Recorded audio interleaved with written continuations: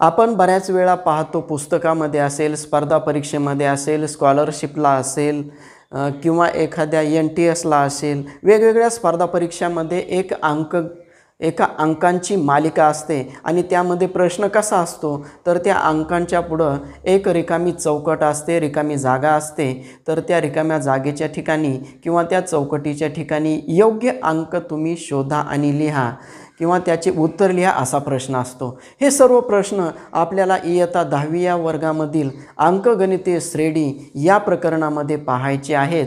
तर आपण त्या पूर्ण संख्या मालिकेची, या सर्वांना आपण संख्या मालिका असं म्हणतो, त्या संख्या मालिकेची पूर्णपणे माहिती घेऊया. ते प्रकरण आपलं अंकगणितीय श्रेणी आहे. तर आपण सुरू करू अंकगणितीय श्रेणी.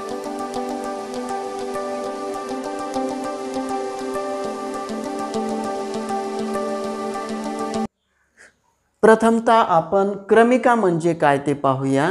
क्रमिका म्हणजे काय? आपण अंकांची मालिका 1 2 3 4 5 पुढं त्या अशा प्रकारची मालिका असते. डॅश डॅश केलं म्हणजे पुढं अनंतपर्यंत ही मालिका चलते, थांबत नाही. दुसरं उदाहरण जर पाहिलं 2 4 6 8 10 12 डॅश डॅश म्हणजे या नैसर्गिक संख्या आहेत, क्रमवार नैसर्गिक संख्या आहेत. हे जर पाहिलं तर क्रमवार समसंख्या आहेत. त्यानंतर उदाहरण पाहायचं असेल 5 7 9 11 13 15 पुढं अनंतपर्यंत डॅश डॅश म्हणजे अनंतपर्यंत आहे. तर यांना आपण क्रमिका असे म्हणतो आणि आपल्याला स्पर्धा परीक्षेमध्ये वगैरे अशी क्रमिका दिलेली असते आणि त्यापुढं रिकामी जागा दिलेली असते. तर तो अंक शोधायचा आहे. तर पुढं पाहू आपण. आता याच्यामध्ये 1 हे पद आहे, 2 हे पद आहे, 3 हे पद आहे, तसंच खाली 5 हे पद आहे, 7 पद आहे, 9 पद आहे, 11 पद आहे, 13 हे सुद्धा एक पद आहे. तर किती नंबरचं पद आहे तर त्याला आपण पदाला क्रमांक देतो. जे पहिलं पद असतं त्याला T1 म्हणायचं असतं. उदाहरणार्थ या ठिकाणी पहा, याला म्हणायचं T1, त्यानंतर दुसऱ्या संख्येला T2 म्हणायचं. म्हणजे हे लिहिण्याची पद्धत पहा, हे T1, त्यानंतर T2, त्यानंतर T3, त्यानंतर T4, त्यानंतर अनंतपर्यंत. उदाहरणार्थ आपण ही शेवटची क्रमिका घेऊ. याच्यामध्ये T1ची किंमत काय तर T1ची किंमत ही 5 आहे.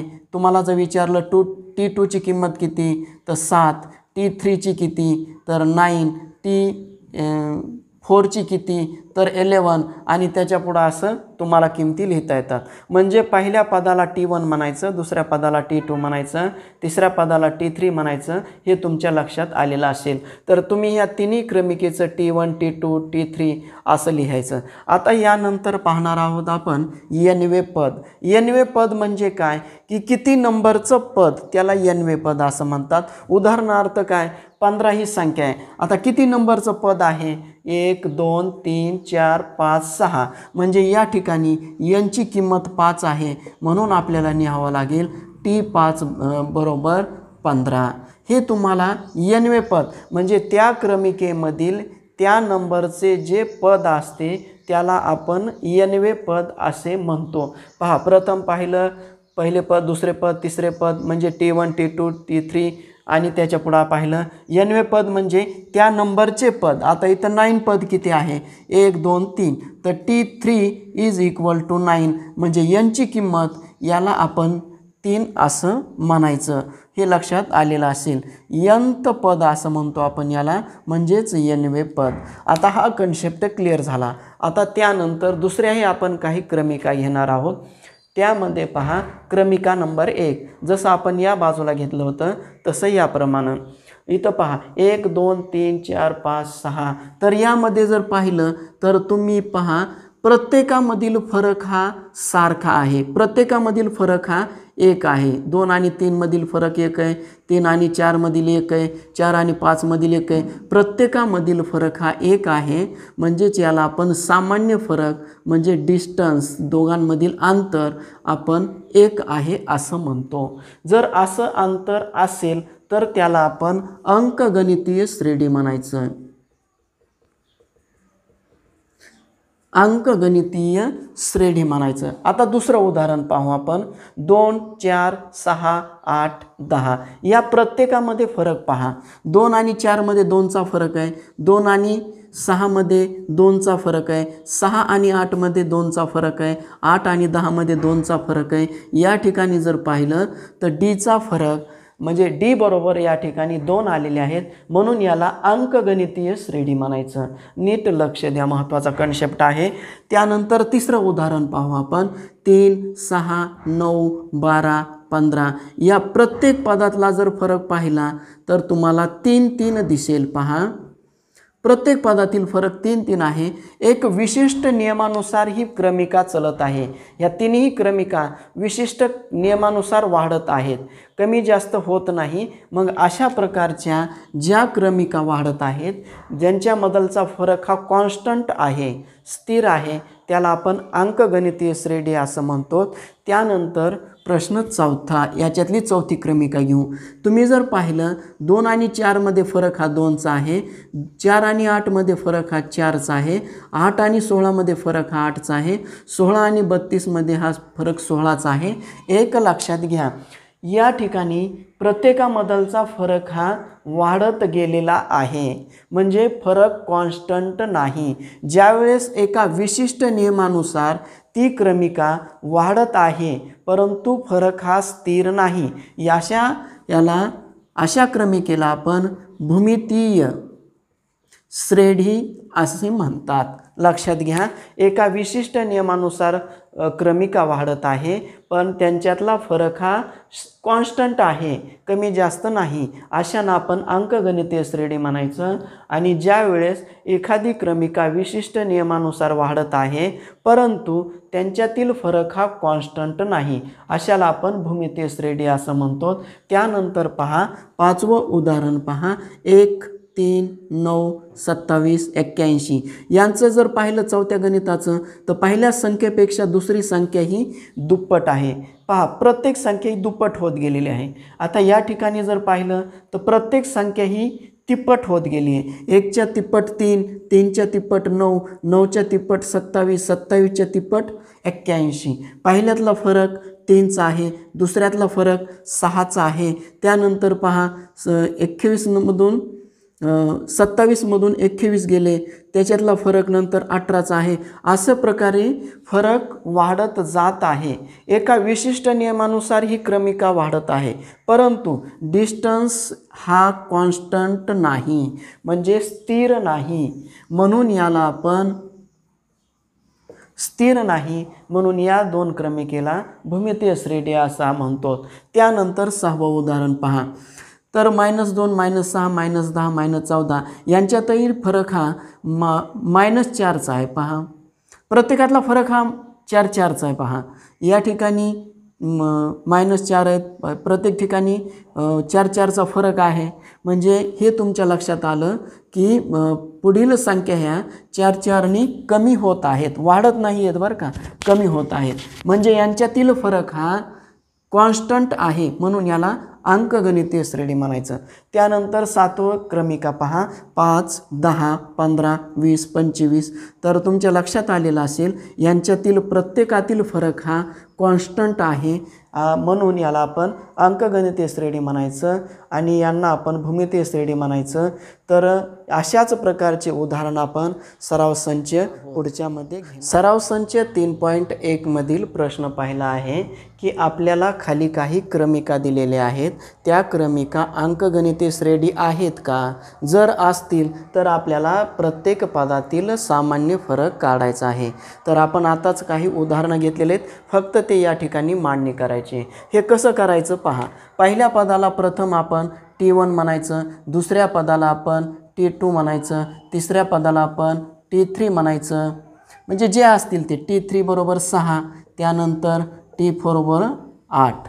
आता काय करायचं आहे आपल्याला, सामान्य फरक काढायचा आहे. म्हणजे दुसऱ्या पदामधून पहिलं पद वजा करायचं. म्हणजे काय, आता समजा तिसरं पद आणि दुसरं पद आहे तर तिसऱ्या पदामधून दुसरं पद वजा करायचं, म्हणजे आपल्याला प्रत्येकामधील सामान्य फरक येतो. मग सामान्य फरक बरोबर सुरुवातीला आपण T2 - T1. मग T2ची किंमत काय आहे, 4 आहे. -2 म्हणजे काय, 4 - 2 म्हणजे 2 आलेलं आहे. त्यानंतर काय करायचं, T3 - T2 बघा, म्हणजे काय 6 - 4 बरोबर 2 आलेले आहे. त्यानंतर काय T4 मायनस T3. प्रत्येक उदाहरणाला असंच करायचं. पहिल्यांदा त्याला T1 T2 T3 असं नाव द्यायचे आणि त्याच्यानंतर वजाबाकी करायची. जर फरक सारखा आला तर अंकगणितीय श्रेणी आहे आणि त्याच्यातला फरक लिहायचा, आणि जर नाही आला तर ती अंकगणितीय श्रेणी नाही म्हणायचं, फरक लिहिण्याची गरज नाही. म्हणजे काय, 8 - 6 = 2. आता या ठिकाणी पहा, दिलेल्या पदांमधील फरक समान आहे का बघा, स्थिर आहे का, आहे. दिलेल्या क्रमिकेमधील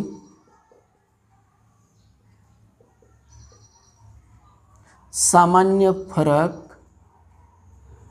D = 2 हा स्थिर आहे. बघा, प्रत्येकातला फरक हा स्थिर आहे म्हणून काय लिहायचं, दिलेली क्रमिका अंकगणितीय श्रेणी आहे. आता एक उदाहरण झालंय, आपण दुसरं घेऊया त्याचप्रमाणे. तर या उदाहरणामध्ये, या प्रश्न पाहिल्यामध्ये 8 उदाहरणं आहेत, त्याच्यापैकी काही घेऊ आपण. आता आपण दुसरं उदाहरण घेऊया. तर दुसऱ्या उदाहरणामध्ये 2,5/2, 3,7/2. तर कसं करायचं, पहिल्या पदाला T1 म्हणायचं, दुसऱ्या पदाला T2 म्हणायचं, तिसऱ्या पदाला T3 म्हणायचं, चौथ्या पदाला T4 म्हणायचं. मग T1 बरोबर काय येईल, 2. T2 बरोबर काय येईल, 5/2. त्यानंतर T3 बरोबर काय येईल, 3 येईल. आणि T4 बरोबर काय येईल, 7/2. आता या प्रत्येकामधला सामान्य फरक काढू आपण. कसा फरक काढायचा, तर आपण काढूया. तर D म्हणजे सामान्य फरक. मग सामान्य फरक बरोबर काय, T2 - T1. आता 5/2 मधून 2 वजा करायचे, 5/2 - 2. आता 2च्या छेदस्थानी काय नाही म्हणजे 1 असतं. आता ही अपूर्णांकांची वजाबाकी, छेद समान नाही, छेदाचा गुणाकार तिरपा गुणाकार, बे नंतर तिरपा, 5 - 4 म्हणजे 1/2 आलं पहा. आता आपण दुसरे काढूया वजाबाकी. काय आहे फरक दुसऱ्यातला, T3 - T2. D बरोबर T3 - T2. T3 म्हणजे किती, 3 - 5/2 म्हणजे 3/1 बरोबर छेदस्थानी बे. आता तिरपा गुणाकार करू, 3×2 = 6 -5×1 = 5 म्हणजे 1/2 आले पहा. आता तिसऱ्या पदातील फरक काढू आपण. काय, D बरोबर T4 - T3. T4 म्हणजे किती, 7/2 -3. 3च्या छेदस्थानी काय नाही म्हणजे 1, छेद समान नाही, मग छेदाचा गुणाकार आणि त्यानंतर तिरपा गुणाकार, 7 - 6 म्हणजे 1/2. म्हणजे पहा, आपल्याला खाली पहिल्या प्रश्नामध्ये कसं लिहिलं होतं, दिलेल्या क्रमांकातील सामान्य फरक D बरोबर किती आहे, 1/2 आहे. हा दिलेला फरक 1/2 हा स्थिर आहे म्हणून दिलेली क्रमिका ही अंकगणितीय श्रेणी आहे असं आपल्याला लिहावं लागेल. जर फरक सामान्य आला नसता तर लिहिण्याची गरज नव्हती, हे आपल्याला लिहावं लागेल. आता त्यानंतर प्रश्न तिसरा घेऊ आपण. तर प्रश्न तिसरा काय आहे पहा बरं. तर -10 - 6 - 2 आणि 2. तर आता या प्रथम ह्याला काय म्हणायचं, T1 बरोबर 10, T2 बरोबर -6, T1 बरोबर -10, T2 बरोबर -6, T3 बरोबर -2 आणि T4 बरोबर 2. तर काय प्रकार आहे की याच्यामध्ये पहा, D ची किंमत काढायची आपण, जसं या दोन्ही उदाहरणं केलेत तसं करायचं. जर सामान्य फरक आला तर ही अंकगणितीय श्रेणी आहे म्हणायचं, आणि सामान्य फरक जर स्थिर नाही आला तर अंकगणितीय श्रेणी नाही म्हणायचं. आता काढू आपण.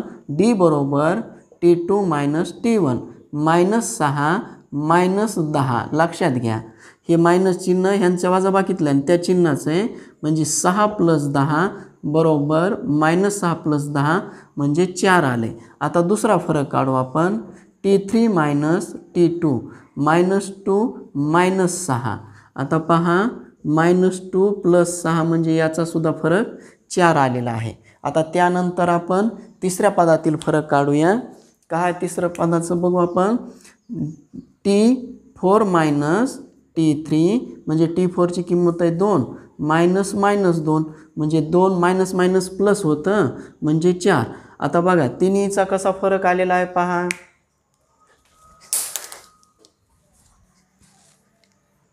तर तिन्हीचा फरक हा कॉन्स्टंट आलेला आहे, स्थिर आलेला आहे. म्हणून खाली काय लिहावं लागेल, दिलेल्या क्रमिकेतील सामान्य फरक d बरोबर 4 हा स्थिर आहे, म्हणून दिलेली क्रमिका ही अंकगणितीय श्रेणी आहे असं आपल्याला खाली लिहावं लागेल. त्यानंतर प्रश्न चौथा घेऊ आपण.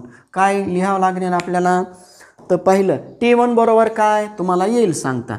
T1 बरोबर 0.3, T2 बरोबर 0.33, T3 बरोबर 0.333 आणि पुढं T4 बरोबर नाही. तर तीनच पद आपल्याला दिलेले आहेत. आपण आता सामान्य फरक काढू. तर सामान्य फरक काढायचा असेल तर काय, T2 मायनस T1, सामान्य फरक D बरोबर T2 मायनस T1 म्हणजे 0.33 मायनस 0.3 म्हणजे काय येतं, 0.03 येतं. हे 3 3 वजा होतात, 3 राहतात. आता दुसरं पाहू आपण, T3 मायनस T2, D बरोबर T3 मायनस T2.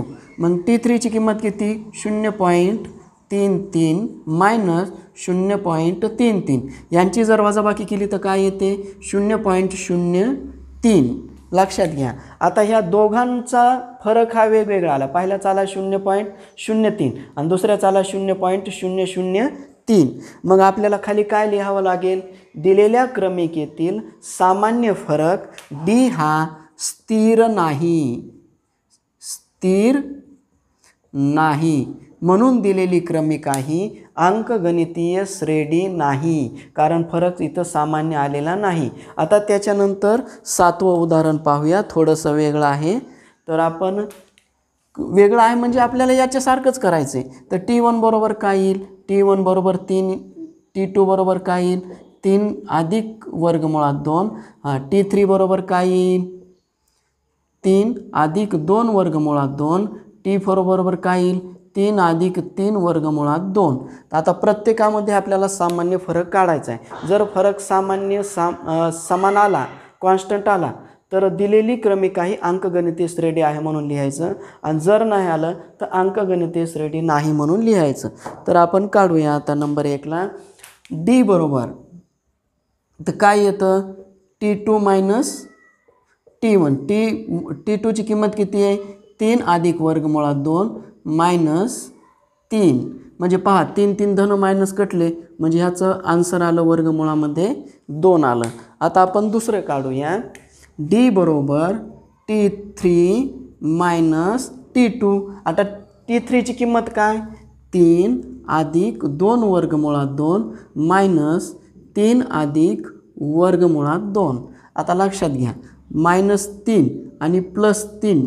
आता मायनस करायचे म्हणजे दोघांचेही चिन्ह बदलतात या ठिकाणी. लक्षात घ्या, मायनस करायचं आहे म्हणून नंतरच्या पदाचे चिन्ह बदलतात. 3 प्लस मायनस कटतील आणि वर्गमुळात 2 त्याच्या आधी काय नाही म्हणजे 1 आणि तर 2, 2 मधून 1 गेलं म्हणजे काय, वर्गमुळात 2.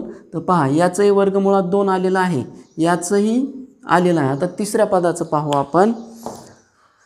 D बरोबर T4 मायनस T3. आता T4ची किंमत किती आहे, 3 बरोबर 3 अधिक 3 वर्गमुळात 2 मायनस, आता ह्यांची मायनस चिन्ह होतील, 3 मायनस 2 वर्गमुळात 2. लक्षात घ्या, मायनस करायचं असल्यामुळे ह्या दोघांचे चिन्ह चेंज करावे लागलेले आहेत. प्लस असते तर गरज नव्हती. +3 -3 कटले. आता 3 मधून 2 गेले, 3 वर्गमुळात 2 आणि 2 वर्गमुळात 2. कर्निष्ठ संख्यांची वजाबाकी होत नाही पण त्यांच्या सहगुणकाची होते, म्हणजे 1 वर्गमुळामध्ये 2. म्हणजे जर पाहिलं तुम्ही या तिन्ही ठिकाणी जर पाहिलं तर प्रत्येकांचा फरक हा सामान्य फरक हा कॉन्स्टंट आलेला आहे. म्हणून आपल्याला काय लिहावं लागेल, पहा दिलेल्या क्रमिकेतील सामान्य फरक D बरोबर असं पूर्ण वाक्यात लिहावं लागतं. दिलेल्या क्रमिकेतील सामान्य फरक वर्गमुळात 2 हा स्थिर आहे, म्हणून दिलेली क्रमिका ही अंकगणितीय श्रेणी आहे. काय लिहावं लागेल, दिलेली क्रमिका ही अंकगणितीय श्रेणी आहे असं लिहावं लागतं, तर आपल्याला गुण मिळतात. तर तुम्हाला हे सर्व उदाहरण जर समजलेले असतील तर तुम्हाला मी सरावासाठी उदाहरण देतो.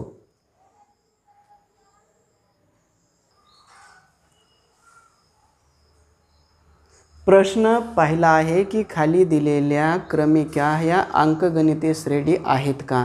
जर असतील तर त्यामधील तुम्ही सामान्य फरक लिहा असा प्रश्न आहे। त्याच्यावरचे तुम्हाला बरेच उदाहरणं मी समजावून सांगितलेत। आता या ठिकाणी मी तुम्हाला सरावासाठी उदाहरणं दिलेत। आता हे सरावासाठी का दिलेत?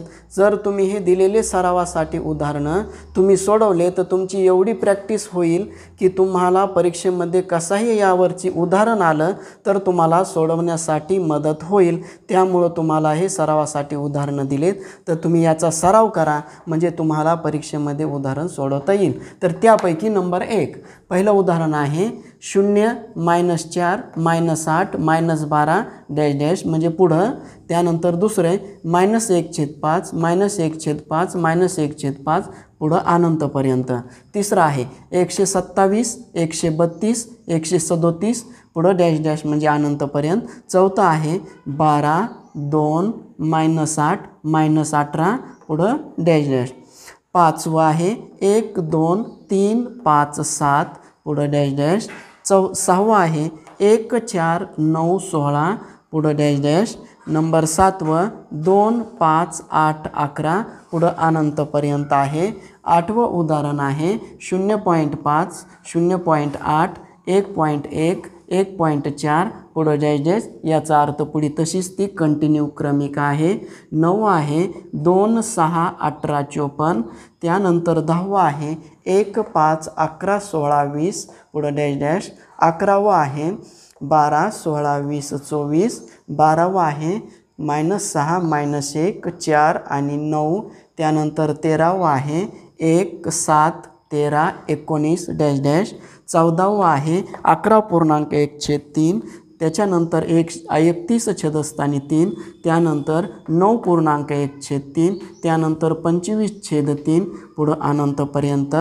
त्यानंतर 15वं उदाहरण आहे -3 1 5 9 त्यानंतर 16वं उदाहरण आहे 201 208 215 पुढं डॅश डॅश। 17वं आहे -18 -15 -12 -9 आणि अनंतपर्यंत।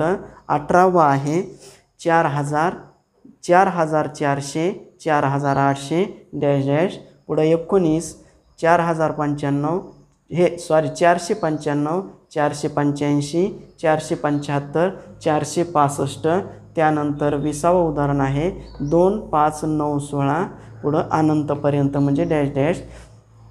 एवढे उदाहरणाला दिलेत की सर्व प्रकारचे याच्यामध्ये उदाहरणं घेतलेत तुमचा सराव व्हावा हाच पाठीमागचा दृष्टिकोन आहे।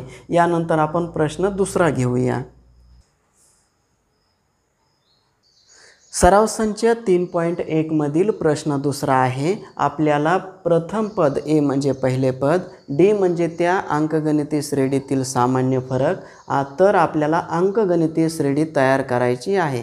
आता पहा आपल्याला अंकगणितीय श्रेणी करण्यासाठी प्रथम पद म्हणजेच ए बरोबर T1 बरोबर आपल्याला ए बरोबर 10 दिले आणि सामान्य फरक म्हणजे डी बरोबर 5 दिले। आता काय करायचं, पहिल्या पदामध्ये सामान्य फरक मिळवायचा, दुसरं पद येते दुसऱ्या पदामध्ये सामान्य फरक मिळवायचा म्हणजे अशा रीतीने आपल्याला पद मिळवता येतं। आता T2 आता T1 ची तर किंमत माहिती आहे, आता T2 ची किंमत काढायची आहे म्हणजे T1 प्लस डी। बघा सगळेजण लक्षात घ्या, ह्या दोघांची बेरीज करायची दुसरे पद मिळते। मग T1 ची किंमत आहे 10 आणि डी ची किंमत आहे 5 म्हणजे 15। T2 ची किंमत झाली 15। आता आपल्याला T3 काढायचे, तर T3 ची किंमत काढायची असेल तर काय करायचं, T2 प्लस डी ही T2 ची किंमत झाली। आता किती येते 15 अधिक फरक किती आहे 5 म्हणजे 15 आणि 5 20। आणखीन एक पद काढू आपण, T4 काढू।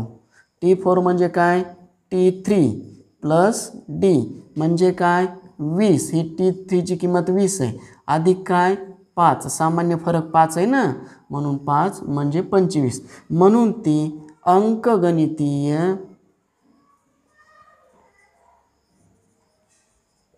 अंकगणितीय श्रेणी बरोबर काय, पहिलं पद किती 10, दुसरं पद किती 15, तिसरं पद किती 20, चौथं पद किती 25 आणि पुढं हे अनंतपर्यंत. हे लक्षात आलं सर्वांच्या. आता आपण तशाच प्रकारे दुसरं उदाहरण करूया. तर दुसऱ्या उदाहरणामध्ये काय दिलं आहे पहा, ए बरोबर -3 आणि डी बरोबर 0. तर काय प्रथम पद म्हणजे ए, त्यालाच आपण काय म्हणतो T1 बरोबर -3 आणि डी बरोबर किती 0. मग आपल्याला T2 काढायचं आहे म्हणजे T1 प्लस डी. आता T1ची किंमत -3 प्लस 0. आता कोणत्याही संख्ये 0 मिळवलं तरी तीच किंमत राहते. परत T3 बरोबर T2 प्लस डी. आता T3 म्हणजे -3, हे T2 म्हणजे -3 प्लस 0 म्हणजे -3. तुमच्या लक्षात आलेलं असेल. म्हणून ती अंकगणितीय श्रेणी आपल्याला खाली लिहावं लागेल. म्हणून ती अंकगणितीय श्रेणी बरोबर असं इथं लिहावं लागतं -3 -3 आणि पुढं अनंतपर्यंत. आता आपण तिसरं उदाहरण घेऊया. तिसरं उदाहरण काय आहे, ए बरोबर -7 लक्षात घ्या, समजून घ्या, आणि डी बरोबर 1/2. मग आता आपण प्रथम पद लिहू. आपण प्रथम पद ए बरोबर T1 बरोबर -7 आणि डी बरोबर 1/2. मग आता T2 बरोबर T1. आता दुसरे पद जर काढायचं असेल तर T1 प्लस डी करावं लागेल. T1 म्हणजे -7 प्लस 1/2. आता इथं अपूर्णांकांची पहा बेरीज आहे. मग इथं छेदस्थानी काय नाही म्हणजे 1 घ्यायचं आणि काय करायचं छेदांचा गुणाकार आणि नंतर -14 प्लस 1 म्हणजे -13 छेदस्थानी 2. बघा लक्षात आलं का, -14 प्लस 1. मोठ्या संख्येतून लहान संख्या वजा केली, उत्तराला मोठ्या संख्येचं चिन्ह. आता तसंच आपण काय करूया, त्याच्यानंतरचं पद काढू. काय आहे T3. T3 म्हणजे काय T2 प्लस डी. T2ची किंमत आली आहे -13 छेदस्थानी 2 प्लस डीची किंमत आहे 1/2. तर आता बघा छेदस्थानी 2 आहेत म्हणजे 2 -13 आणि प्लस 1.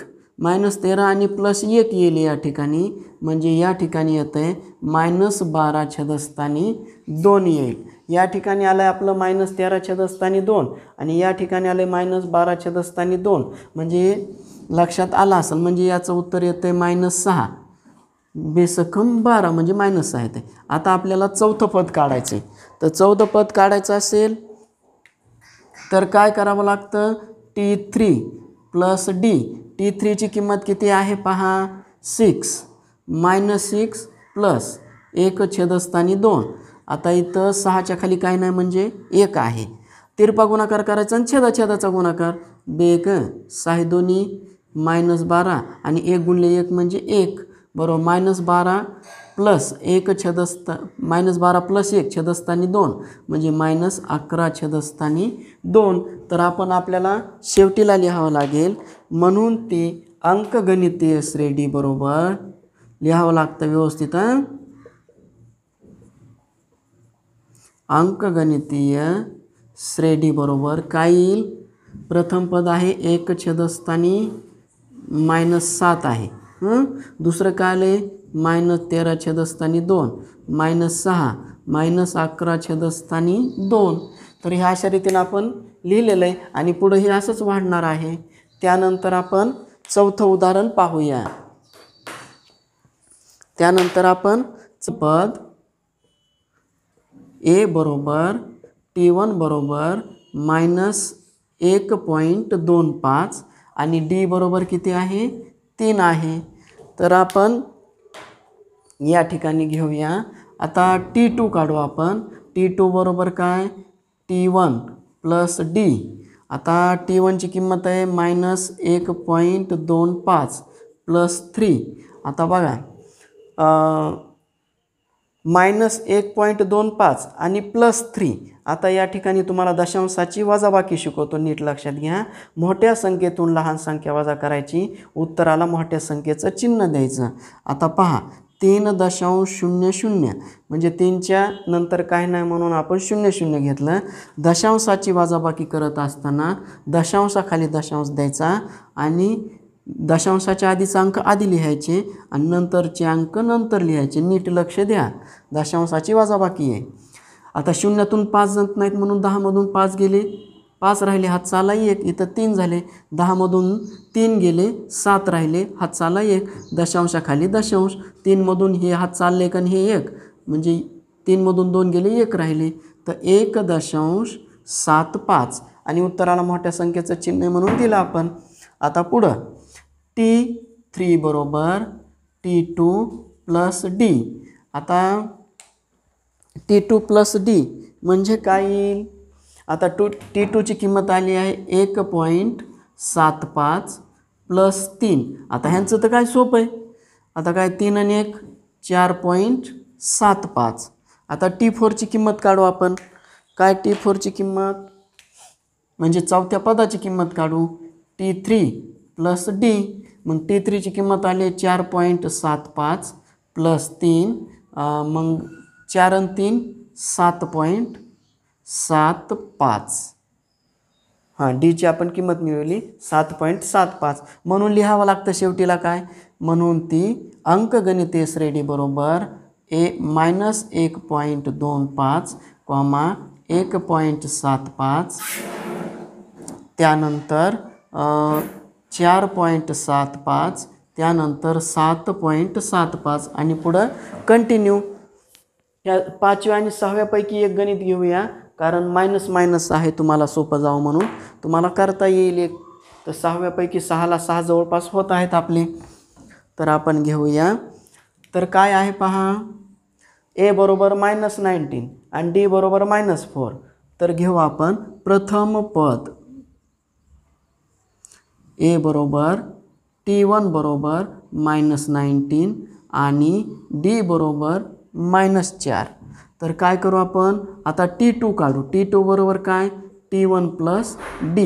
T1ची किंमत किती -19 प्लस म्हणजे प्लस -4 म्हणजे -4 -19 आणि -4 -23 येतील. आता पहा T3ची किंमत काय T2 प्लस D.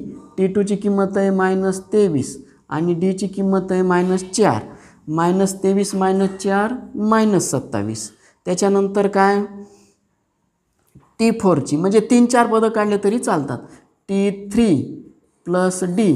T3ची किंमत आहे -27 -4 -31 म्हणून शेवटला लिहावं लागतंय दिलेली अंकगणितीय श्रेणी. पहिले पद -19 -23 -27 -31 आणि पुढं डॅश डॅश. तर तुम्हाला आता एकच उदाहरण करायचं राहिलं आहे, ते तुम्ही करा. A बरोबर 6 आणि D बरोबर -3 तुम्हाला करता आलं पाहिजे. आता तुम्हाला काही सरावासाठी उदाहरण देतो. सराव संच 3.1 मधील प्रश्न दुसरा आहे की तुम्हाला A ची किंमत म्हणजे प्रथम पद दिलेलं आहे आणि D ची किंमत म्हणजे सामान्य फरक दिलेला आहे. प्रथम पद आणि सामान्य फरक. आता तुम्हाला हे मी सरावासाठी यासाठी उदाहरण देत आहे की तुमचा जेवढा सराव होईल तेवढ्या तुमच्या अडचणी दुरुस्त होतील आणि तुम्ही जर सराव केला तर परीक्षेमध्ये कसंही उदाहरण आलं तर तुम्हाला ते सोडवावं येईल. त्याच्यामुळं तुम्हाला हे सरावासाठी देत आहे, तर ते तुम्ही उदाहरणं सोडवा. त्याच्यामधलं पहिलं एक आहे A बरोबर 2 D बरोबर 2.5. नंबर 2 A बरोबर 10 D बरोबर -3. नंबर 3 A बरोबर 4 D बरोबर 0. नंबर 4 A बरोबर 5 D बरोबर 2. नंबर 5 A बरोबर 3 D बरोबर 4. नंबर 6 A बरोबर 6 D बरोबर 6. नंबर 7 A बरोबर 7 D बरोबर 4.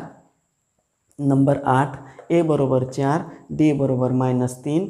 नंबर 9 A बरोबर -1 D बरोबर -4. नंबर 10 A बरोबर 1 D बरोबर 0.5. तर यांचा चांगल्या प्रकारे सराव करा म्हणजे परीक्षेमध्ये तुम्हाला अडचण येणार नाही. सराव संच 3.1 मधील प्रश्न तिसरा असा आहे की आता आपल्याला दुसऱ्या प्रश्नामध्ये काय केलं होतं की प्रथम पद आणि सामान्य फरक दिला होता, म्हणजे ए आणि डी दिलं होतं आणि त्याच्यावरून आपण अंकगणितीय श्रेणी तयार करत होतो, बरोबर आहे. पण आता प्रश्न तिसऱ्यामध्ये काय केलं आहे की आपल्याला एक अंकगणितीय श्रेणी दिलेली आहे. त्या अंकगणितीय श्रेणीमध्ये आपल्याला प्रथम पद आणि सामान्य फरक काढायचा आहे, म्हणजे ए ची किंमत आणि डी ची किंमत आपल्याला दिलेल्या अंकगणितीय श्रेणीहून काढायची आहे. आता ही तर खूपच सोपं आहे. काय, पहिलं जे पद आहे त्याला आपण ए म्हणायचं, म्हणजे आता पहा ह्याला काय म्हणायचं, पहिल्याला पहिलं पद, दुसऱ्याला दुसरं पद, तिसऱ्याला तिसरं पद, चौथ्याला चौथं पद असं म्हणायचं. म्हणजे काय, T1 बरोबर 5, T2 बरोबर 1, T3 बरोबर -3, T4 बरोबर -7. किती सोपं आहे पहा. आता काय करायचं आहे आपल्याला, फरक काढायचा आहे. फरक काढायचा असेल तर प्रत्येकाची वजाबाकी करावी लागते, म्हणजे दुसऱ्या पदातून पहिलं पद वजा करायचं.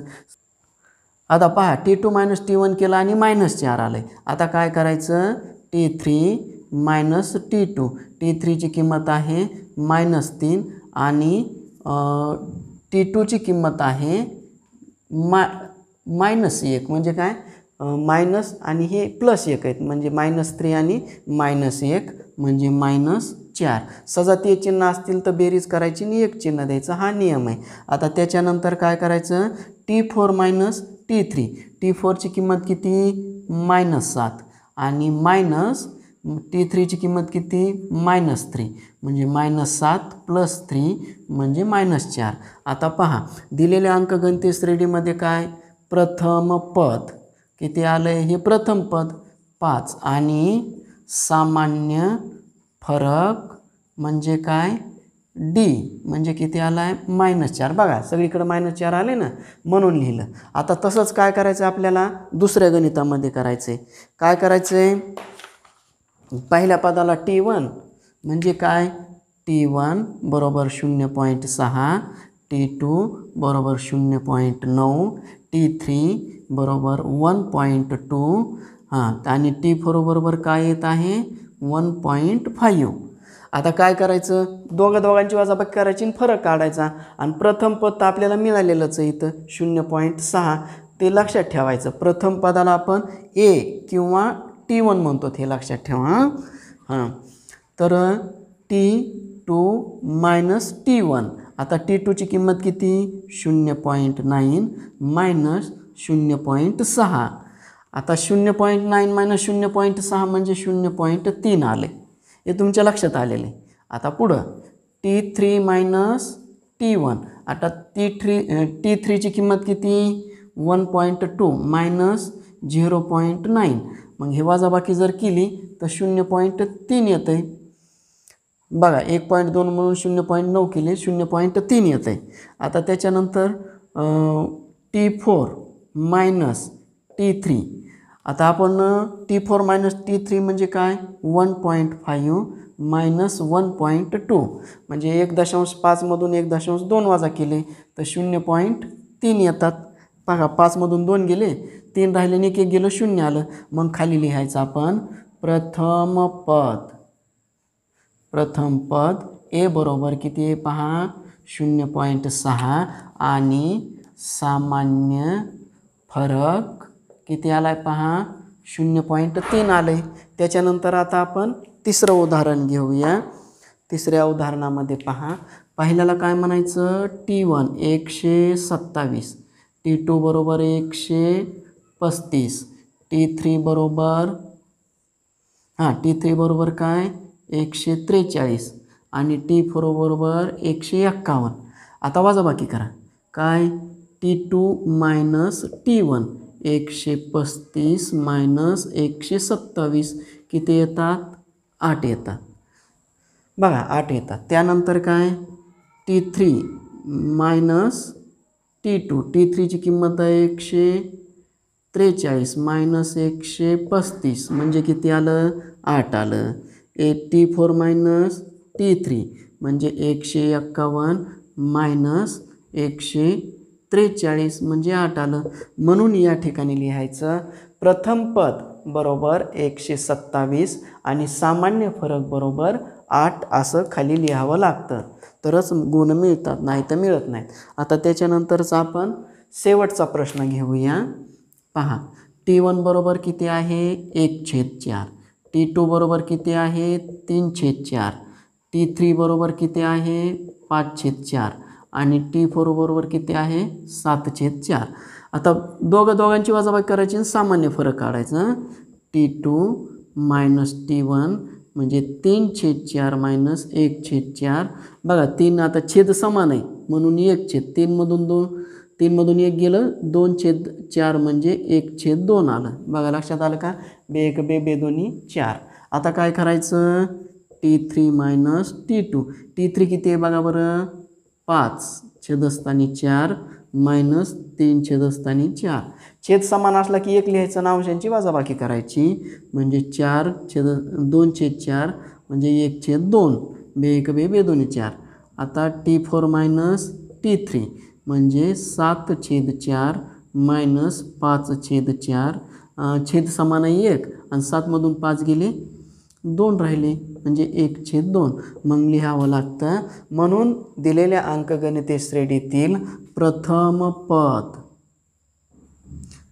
प्रथम पद म्हणजे ये किती आहे 1/4 आणि सामान्य फरक म्हणजे D बरोबर किती आहे 1/2. सर्वांच्या लक्षात आलेलं असेल. तर पहा, हे 4 उदाहरणच होते आपल्याला.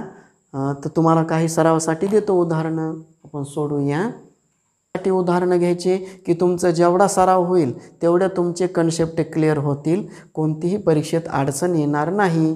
तर आपण सरावासाठी देऊ आता उदाहरणं. तर प्रश्न 3 दिलेला आहे की खाली दिलेल्या अंकगणितीय श्रेणीवरून आपल्याला प्रथम पद आणि सामान्य फरक काढायचा आहे. तर त्यामधील प्रश्न पहिला आहे 0.5, 2 पुन्हा 3.5 आणि 5 पुढं डॅश डॅश. त्यानंतर दुसरा आहे -10, -13, -16, -19 पुढं डॅश डॅश. त्यानंतर तिसरा आहे 12, 18, 24 आणि 30. 12, 18, 24, 30. त्यानंतर चौथा आहे 72, 60, 48, 36 आणि 24 पुढं डॅश डॅश.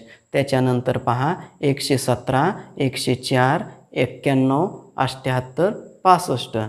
त्यानंतर 6वा आहे -9, -12, -15, -18. त्यानंतर 7वं उदाहरण आहे 12, 2, -8 आणि 18. त्यानंतर 8वं उदाहरण आहे -19, 13, 7, 1 डॅश डॅश.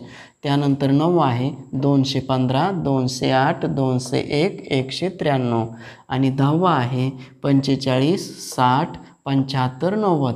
आता या ठिकाणी आपण उदाहरण दिलेले आहेत, याचा सराव करा. तुम्ही सराव जर केला तर तुमचे सगळे कन्सेप्ट क्लिअर होतील, म्हणजे परीक्षेत सोडवायला प्रॉब्लेम येणार नाही.